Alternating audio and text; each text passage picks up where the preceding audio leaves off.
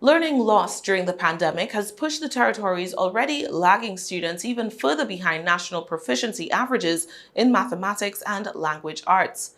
This was highlighted in the VI Department of Education's annual Smarter Balanced Territory-Wide Assessments in English Language Arts and Mathematics for the 2021-2022 school year.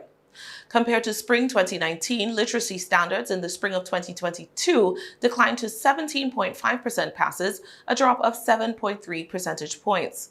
In maths, a decline of almost 4 percentage points from 2019 results left only 6.1% of students scoring at or above proficiency this year. The post-2019 declines reverse a trend of steady growth in test scores in the years prior, with mathematics scores the lowest they've been since measurement began in 2015.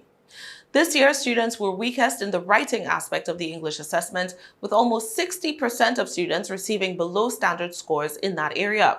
For mathematics, students struggled with applying mathematical concepts to solve problems.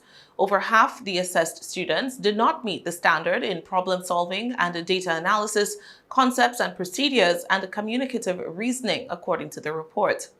Crunching the numbers by district showed students in St. Croix performing higher than the territorial average in both language arts and math, but territorial declines in scores were reflected in both St. Croix and the St. Thomas St. John district.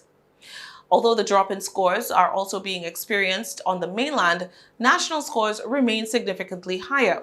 Across the United States, 26% of 8th graders scored above proficiency. In mathematics, a drop of 8 points compared to 2019, while reading was at 31% proficiency in 2022 compared to 34% in 2019.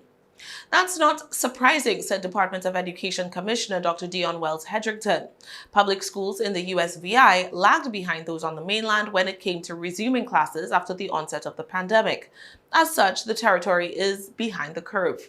Quote, "A lot of what we are experiencing now has been experienced across the country in terms of learning recovery," Dr. Wells-Hedrington said during a meeting discussing the results. The decline in results was attributed to the loss of instructional time during the early stages of the pandemic and the transition to virtual learning.